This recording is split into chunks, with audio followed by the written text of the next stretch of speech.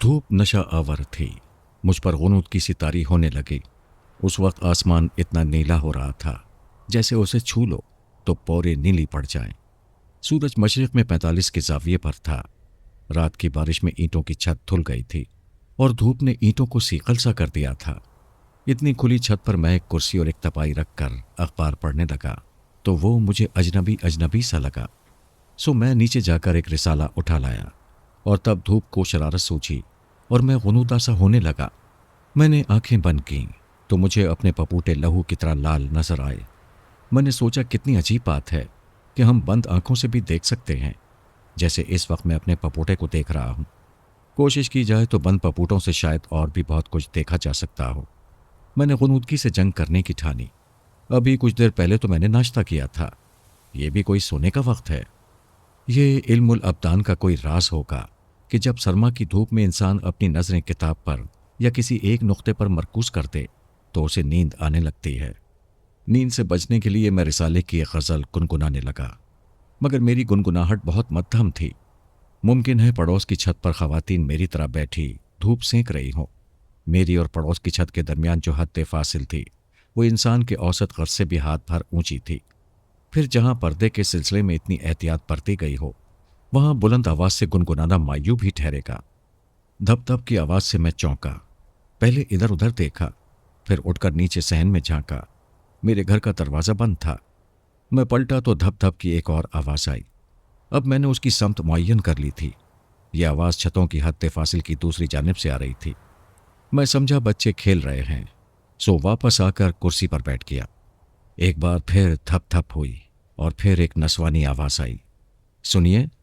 मैं उठकर खड़ा हुआ और पूछा, जी आप मुझसे तो मुखातिब नहीं हैं?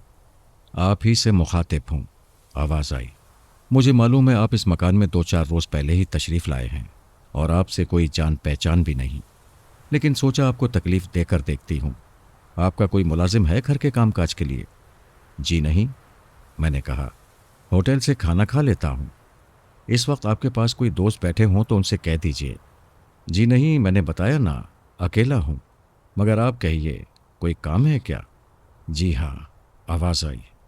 मेरे अब्बा जी पर फालिज का हमला हुआ है और घर में सिर्फ मैं हूँ। दिन का वक्त है और मैं पर्दा करती हूँ। एक दवा लानी है दुकान से। नुस्खा मेरे पास है, क्या आप तकलीफ़ कर सकेंगे? बखुशी, मैंने कहा। मैं उधर गली में आपके दरवाजे पर आता हूँ। नुस्खा दे दें तो 1 मिनट में दवा लाता हूँ। दवाओं की दुकान तो चंद कदम पर ही है, गली के मोड़ पर। खुदा आपका भला करे। मैं फौरन नीचे गली में आ गया और पड़ोस के दरवाजे के पास खड़ा हो गया। दरवाजे पर पर्दे के लिए एक पुराना पलंग पोश आवेजा था। अपनी मौजूदगी का बताने के लिए मैं खंकारा तो दबी दबी आवाज़ आई। अच्छा, आप तशरीफ़ ले आए, ये लीजिए। एक हाथ लटकी हुई चादर की एक तरफ से निकला, सांवला सांवला और ताज़ा ताज़ा सा, जैसे अभी धुल कर निकला है। हाथ चाहे मैला हो चाहे साफ, सांवला हो चाहे सफ़ेद, इंसान की उम्र बता देता है। लोग उम्रों के अंदाज़ों के लिए खामखा चेहरों को घूरते रह जाते हैं। हाथ इंसानी उम्र का सच्चा खम्मास होता है।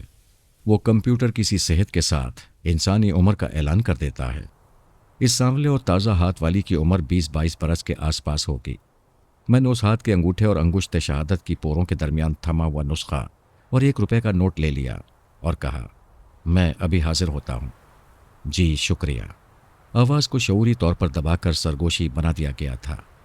आम सी दवा थी। मैं 2 गोलियां लेकर फौरन पलटा और एक बार फिर दरवाजे पर खंकारा। अरे इतनी जल्दी? हाथ चादर की एक तरफ से बाहर आ गया। खुदा आपका भला करे, आपने बड़ा एहसान किया है। एहसान? मैंने हैरत से कहा और गोलियां नुस्खे समेत हथेली पर रख दी।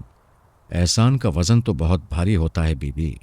इन 2 गोलियों का वज़न तो एहसास के वज़न के पासिंग भी नहीं है। जी मैं गोलियों के वज़न की बात नहीं कर रही हूँ। एक अजनबी के लिए छत से उतरने, यहाँ आने और दवा लाने का अपना एक वज़न है। आपने एहसान किया है, इसलिए वज़न को महसूस नहीं कर रहे हैं। मैंने एहसान लिया है, इसलिए मेरी गर्दन एहसान के बार से झुकी हुई है। बहुत बहुत शुक्रिया। फिर मुझे उसके जाने की आवाज़ आई और फिर मैंने अपने घर की छत पर आकर रिसाला खोल लिया, मगर वहाँ सब लोग हयात व कायनात के मसाइल समझने में लगे हुए थे। मेरी दस्तगीरी कौन करता? मैंने रिसाला मेज़ पर रखकर आंखें बंद कर लीं और पपुटों की लहू लहू सुर्खी के पार देखने लगा, जहां से एक हाथ चुटकी में कागज का एक पुर्जा लिए उभरा और फिर जैसे लहू लहू होकर सुर्खी में तहलील हो गया। एक बार फिर उभरा, फिर तहलील हो गया। मैंने आंखें खोल दी। छोटी बात, मैंने सोचा। मुझे लड़की का हाथ नजर आ रहा है, मगर उसका फालिशज़दा बाप दिखाई नहीं दे रहा है, जिसके लिए दवा लाने वाला ही कोई नहीं। मैं रिसाले को बगल मारकर नीचे कमरे में आ गया। हर शय ठिठरी हुई थी, मगर खुद मैं कितना तप रहा था। हम मशरक़ी लोग भी अजीब हवन्नक लोग हैं। अपने लिए इतने फलक बोस और इखलाकी कले तामीर करते हैं और फिर ताक में बैठ जाते हैं कि कले की दीवार फटे तो बाहर के मंजर की कोई झलक नजर आए। हम खुद ही अपनी आंखों को अंधा करके उम्र भर अपने अंधेपन का इलाज ढूंढते रहते हैं। शाम को मैं घर से निकला तो 4 कदम पर ही पड़ोस का वो दरवाज़ा था जिस पर एक पुराना पलंग पोश लटक रहा था। सोचा लड़की के अब्बा की मिजाज पुरसी कर लेनी चाहिए। पड़ोसियों के तो एक दूसरे पर बहुत हुकूक होते हैं। मैंने बढ़कर दरवाजे पर हल्की सी दस्तक दे डाली। कौन? दूर से लड़की की आवाज़ आई। जी मैं आपका पड़ोसी, मैंने कहा।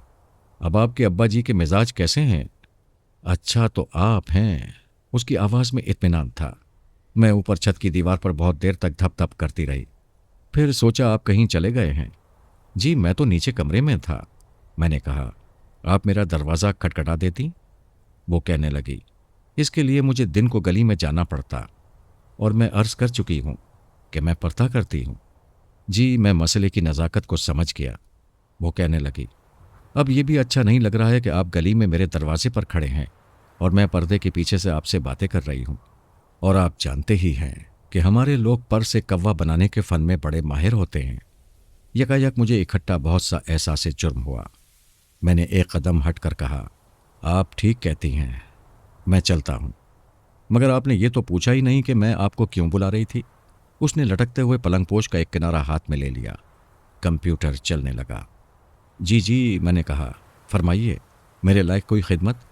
डॉक्टर को बुलाना है, उसने कहा। अब्बा जी की हालत वैसी ही है और पहाड़ जैसी रात आने वाली है।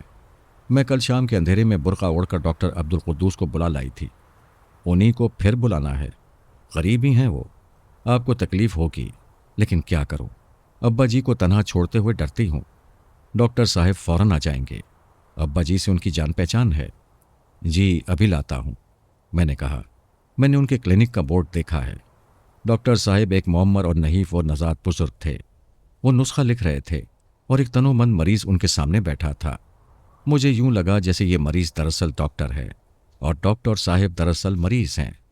मैंने जाकर अर्ज किया तो फौरन नुस्खा मरीज के हवाले किया। स्टेथोस्कोप उठाकर मेरे साथ चल पड़े। मैंने जाकर दस्तक दी और साथ ही कहा, डॉक्टर साहब तशरीफ ले आए हैं। जी अच्छा, दूर से आवाज़ आई। फिर पलंगपोश पूरे का पूरा उठ गया। लड़की पूरी की पूरी मेरे सामने खड़ी थी। मैं समझा उसने बदहवासी में पर्दा उठा दिया था। चुनाचे मैं घबरा कर पीछे हटा तो वो कहने लगी, कोई बात नहीं, आप भी आ जाइए, मैंने अब्बा जी को बता दिया है।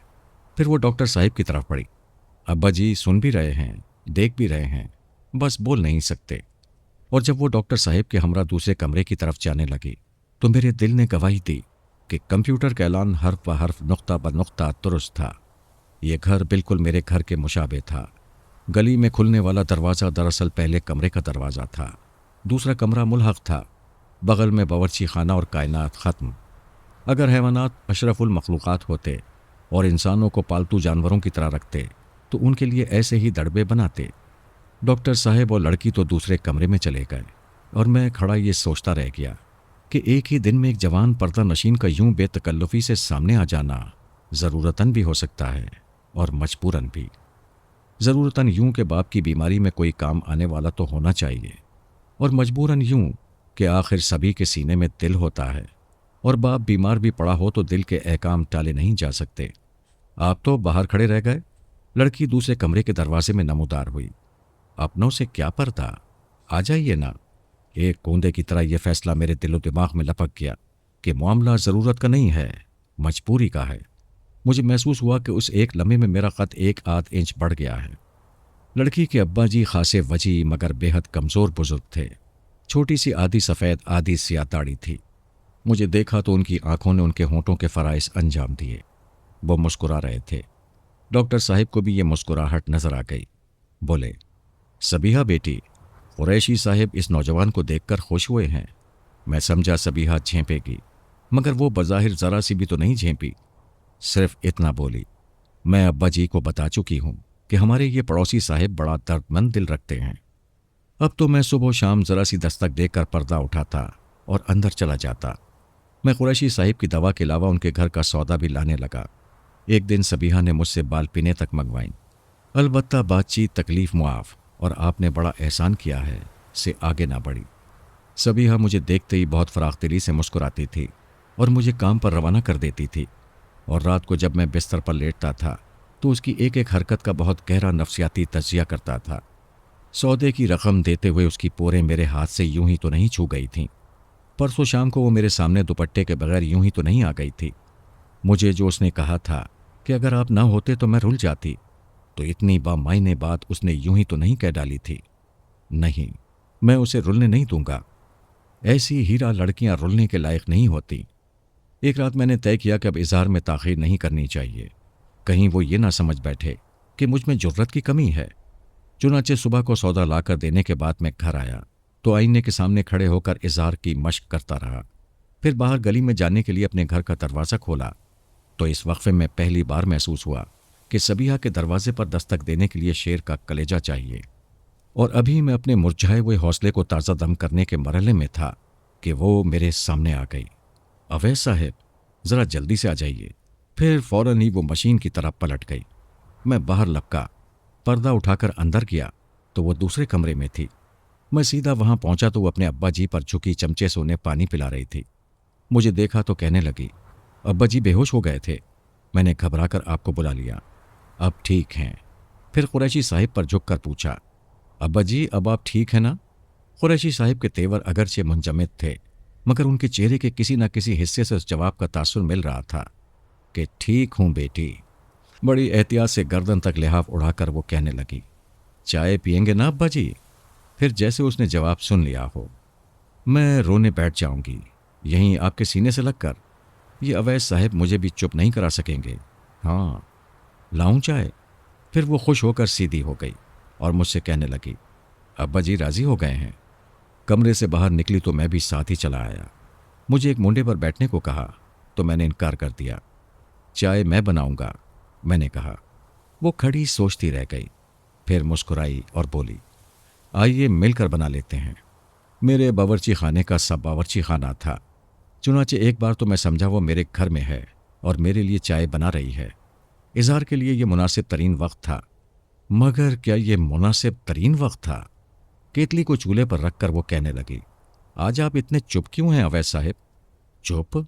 मैंने पूछा। कौन? मैं? मगर मैं ऐसा बातूनी कब था सबीहा साहिबा? एकदम मुझे एहसास हुआ कि अगर मैं सबीहा के साथ साहिबा का लाहक़ा न लगाता तो आधा इज़ार तो यूं ही हो जाता। मैंने कब कहा कि आप बातूनी हैं? सबीहा प्यालियां धोते हुए बोली, बस आप मुझे खोए खोए से लगे, इसलिए पूछ लिया। और इसलिए भी पूछ लिया कि खोया खोया तो मुझे भी लगना चाहिए। यह भी इज़ार का एक पहलू है। मैंने सोचा, अब लोहा गर्म था। मैंने ज़रब लगाने का फैसला कर लिया। बात यह है सबीहा साहिबा, कहने से पहले मैंने हलक में अटकता हुआ गोला निकलना चाहा कि उधर से कुरैशी साहिब की बहुत लंबी खांसी की आवाज़ आई और सबीहा गोली की तरह बावर्ची खाने से निकल गई। मैंने इस दौरान में चाय तैयार कर ली, दूध गर्म किया, एक पुराने घिसे हुए तश्त में सब चीज़ें सजाईं तो वो वापस आ गई। अरे, वह मुस्कुरा कर बोली, आप तो लड़कियों की तरह सलीकामंद हैं। लड़कियों की तरह? मैंने नागवारी से सोचा, फिर कहा, सलीका मंदी पर सिर्फ लड़कियों का इजारा तो नहीं सबीहा साहिबा।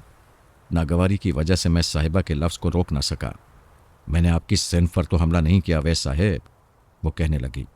वैसे ये तो आप मानेंगे कि सलीका मंदी में फ़ौक़ियत लड़की ही को हासिल है।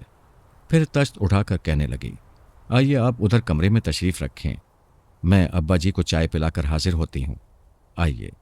मैं उसके पीछे उसी कमरे में आया जिसका दरवाज़ा गली में खुलता था और जिस पर पुराना पलंग पोश लटक रहा था। मुझे एक मोंडे पर बिठाकर उसने चारपाई पर पड़ी हुई एक किताब की तरफ इशारा किया। जब तक आप ये किताब देखिए। ये टॉल्स्टॉय की किताब थी। मैंने उसे पढ़ रखा था। इसलिए परली तरफ एक टूटी हुई कुर्सी पर पड़ी हुई किताबों के पास बैठ गया। सबसे ऊपर इजरा पाउंड की नज़मों का मजमुआ रखा था। उसके नीचे रूसी नज़मों के अंग्रेजी तराजुम की किताब थी। फिर बेदी का तवील अफसाना, एक चादर मैली सी, न कोई डाइजेस्ट न कोई न्यूज़ वीक। खासी बुकरात लड़की मालूम होती थी। आज मुझे आपसे एक ज़रूरी बात कहनी है। वो उसी मोढ़े पर आकर बैठ गई जिस पर मुझे बिठा कर गई थी। फिर वो अचानक खड़ी हो गई।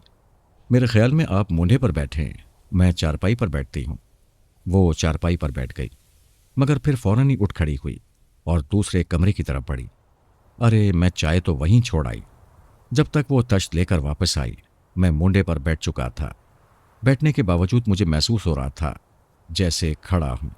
आज उसे मुझसे एक ज़रूरी बात कहनी है ना, और मैं जानता हूँ इस उम्र में ज़रूरी बात क्या होती है। मगर क्या ये ज़रूरी बात कहने में पहल मुझे नहीं करनी चाहिए? बहरहाल देखते हैं, देखते हैं। उसने चाय बनाकर प्याली मेरे हाथ में थमाई और बिल्कुल मेरे सामने चारपाई पर बैठ गई। अवैध साहब, वो कहने लगी। उसकी आवाज़ में एक ऐसी कपकपी थी जो छुपाई जा रही थी मगर छुप नहीं रही थी। अवैध साहब, मैंने आज अभी अभी अपनी ज़िंदगी के बारे में एक फ़ैसला किया है। मगर फ़ैसला तो मैंने भी कर रखा है, मैंने सोचा। अवैध साहब, वो चारपाई को ज़रा सा घसीट कर मेरे और करीब आ गई। मैं दुनिया की शायद वो वाहिद लड़की हूँ जिसकी सहेली एक मर्द है और वो आप हैं। ये जुमला कहकर सबिया मुझ पर सबकत ले गई थी। उसने ये पुराना मफरूज़ा गलत साबित कर दिया था कि औरत चाहे 1000 जान से मर्द पर फरीफ्ता हो, मोहब्बत का इज़हार हमेशा मर्द की तरफ से होता है। अवैध साहब, अब उसकी आंखें डुबडुबा रही थीं। मैं 2 भाइयों की एक ही बहन हूँ, मगर मेरे दोनों भाई रुपए की तलाश में उधर अबूज़ैबी और दुबई की तरफ निकल गए और दौलत के नशे में ऐसे डूबे कि इस घर से भी हमेशा के लिए निकल भागे। अम्मी का इंतकाल हुआ और अब्बा जी ने उन्हें इस हादसे का तार भिजवाया तो दोनों की तरफ से एक ही जवाबी तार आया जो सिर्फ एक लफ्ज़ पर मुश्तमिल था, सॉरी। सॉरी आप जानते हैं कि अफसोस है कि अंग्रेज़ी है। अब्बा जी हर रोज़ उठकर हर रोज़ सोने से पहले मुझसे पूछते थे कि साबी, तुम्हारे उन भाइयों को किस पर अफसोस है? अपनी माँ की मौत पर अफसोस है या वो ये कहना चाहते हैं कि अफसोस हम इतने बड़े हादसे पर भी अपनी दौलत की मशीनें रोकने से और पाकिस्तान आने से कासिर हैं? मेरे ये दोनों भाई मुझसे बड़े हैं। शुरू में ख़त लिखते रहे, फिर वहीं शादियां कर लीं और ख़त बंद कर दिए। अब किसी आते जाते के हाथ सलाम दुआ भिजवा देते हैं। अभी 2 हफ्ते पहले मुझे उन्होंने एक तस्बीह भेजी थी जिससे बेहतर तस्बीह मैं यहीं अपने शहर के बाज़ार से 2 रुपए में ख़रीद चुकी हूँ। सो अवैस साहब, मैं उन भाइयों की बहन हूँ और याद रखिए ये मेरे सगे भाई हैं, मगर दौलत तो सगों को भी सौतेला बना देती है। सबिया ने दुपट्टे के पल्लू से आंखें पोंछी और कहने लगी, माफ़ कीजिएगा, मैं रोने वाली लड़की नहीं हूँ, मगर कभी कभी आंसू ज़बरदस्ती अपने बहने का जवाब पैदा कर लेते हैं। आदमी सोचता रह जाता है कि उसे रोना क्यों आ रहा है, और जब तक वो किसी नतीजे पर पहुंचे आंसू अपना काम कर चुके होते हैं। आप बोर तो नहीं हो गए? जी नहीं, मैंने कहा, अलबत्ता परेशान हो गया हूँ। मैं बात को मुख्तसर करती हूँ। वो कहने लगी, ये बातें जो मैं आपसे कर रही हूँ मुझे अपनी अम्मी से करनी चाहिए थीं, मगर वो हैं नहीं। अब्बा से करना चाहिए थीं, मगर वो ना होने के बराबर हैं। भाइयों का अहवाल आपने सुन लिया, इसीलिए तो मैंने एक पड़ोसी नौजवान को अपनी सहेली कहा है कि मैं इस भरी दुनिया में आपके सिवा किसी से ये बात करने का हौसला नहीं कर सकती। मुझे यकीन है कि आप मेरा भरम रखेंगे और मुझे शर्मिंदा नहीं करेंगे। आप कैसी बातें कर रही हैं सबिया साहिबा? मैंने एहतजाज किया। मैं और आपका भरम नहीं रखूंगा, मैं और आपको शर्मिंदा करूंगा? मैं जो आपके एक। फिर मैंने सोचा कि इस सूरत हाल में मेरी तरफ से इज़हार मुनासिब नहीं होगा। फिर सही, शायद शाम को सही। मेरे अब्बा बहुत गरीब आदमी थे, सबिया कहने लगी। नन्ही सी मनियारी की दुकान करते थे। यही सुई धागा, बटन कंगी, बाल पिने वगैरह बेचते थे। उनका एक खोका था। शाम को घर आते थे तो अपना सारा असासा गठरी में बांध कर ले आते थे, मगर आफरीन है उनकी इस्तकामत पर और अम्मी की हिम्मत पर कि पैसा पैसा जमा करते रहे और हम तीनों को पढ़ाते रहे। भाइयों में से एक ने एफए किया और एक ने मैट्रिक, और फिर चिड़िया के बच्चों के पर निकल आए और वो दूसरे नगरों को चल दिए। उस वक्त मैं 8वीं में थी। अब सारा लाड प्यार, सारा पैसा मुझ पर खर्च होने लगा, लेकिन मैं बिगड़ी नहीं। मैंने मैट्रिक किया, फिर एफए किया, उन्हीं दिनों अम्मी चल बसीं। उसके बाद मैंने बीए किया और एमए में दाखिला भी ले लिया, मगर फिर अब्बा जी पर फालिज के हमले होने लगे। 2-4 दिन उनका एक बाजू और एक टांग सुन रहते, फिर चलने फिरने लगते। तब मैं कॉलेज चली जाती, मगर एक आध दिन के बाद उन पर फिर हमला हो जाता। आमदनी रुक गई, मेरा कॉलेज जाना बंद हो गया और अब के तो अब्बा की ज़बान भी बंद हो गई। आज डॉक्टर साहब ने बताया है कि उनका सेहतयाब होना मुश्किल है। ये भी हो सकता है मेरे मुंह में खाक आज कल परसों तक चल बसें, और ये भी हो सकता है कि आइंदा 2-3 साल तक जिंदा रहें, मगर वो इसी हालत में जिंदा रहेंगे, मफलूज हालत में। सबीहा ने शऊरी तौर पर आंसू पिए, फिर गला साफ करके बोली, ये सब पस मंज़र था उस बात का जो मुझे आपसे कहनी है।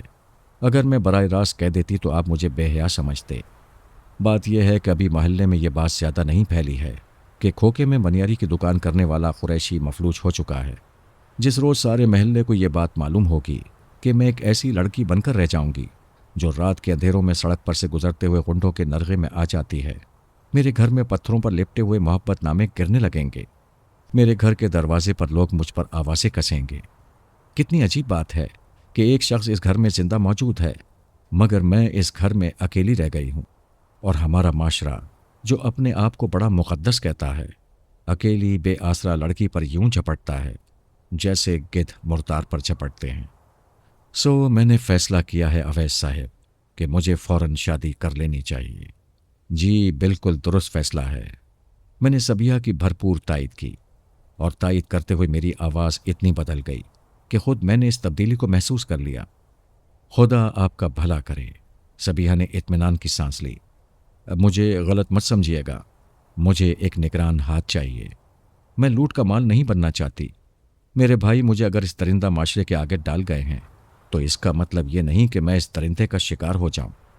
मैं इस दरिंदे के फैले हुए नोकीले पंजों के जोर से बाहर भी तो जा सकती हूं। मैं शादी भी तो कर सकती हूं। जी यकीनन, मैंने तायद मजीद की।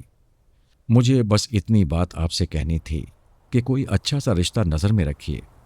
अच्छा से मेरा मतलब शरीफ आदमी से है जो मोहब्बत कर सकता हो, कुर्बानी दे सकता हो, लालची ना हो, तंग ज़र्फ ना हो, दुनिया की खूबसूरतियों से प्यार कर सकता हो, दुनिया की बदसूरतियों से नफ़रत कर सकता हो। मुझे कोई दौलतमंद इंसान नहीं चाहिए, सिर्फ इंसान चाहिए जो गैर मामूली ना हो, आम सा हो, जैसे मैं हूँ, जैसे आप हैं। अब इज़हार मुकम्मल हो गया था।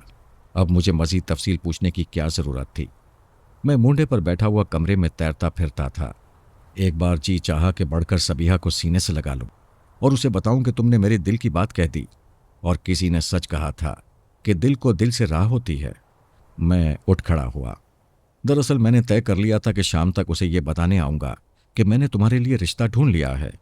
लड़का तुम्हारे म्यारों के ऐन मुताबिक है, और लड़के का नाम अवैस है, और वो तुम्हारे पड़ोस में रहता है।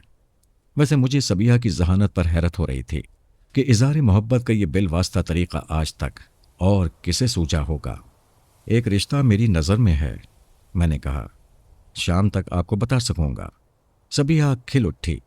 ये बड़ा एहसान होगा आपका। एहसान काहे का सबीहा? मैं सबीहा से तारुफ के बाद पहली बार उसे मुखातिब करते हुए साहिबा का लाहक़ा गोल कर गया था, और इसमें कोई कबाहत भी नहीं थी। अब तो मामला साफ था। मैं लटके हुए पलंग पोश तक पहुंचा तो वो कहने लगी, अवैस साहब सुनिए। मैं रुक गया। जी कहिए। वो मेरे बहुत करीब आ गई और कहने लगी, उम्र का ख्याल रखिएगा। सुकून और सफाई से ज़िंदगी गुजारने के लिए ज़िंदगी का तजुर्बा बहुत ज़रूरी है। मैं 21-22 बरस की हूँ, उसे कम से कम 31-32 बरस का ज़रूर होना चाहिए।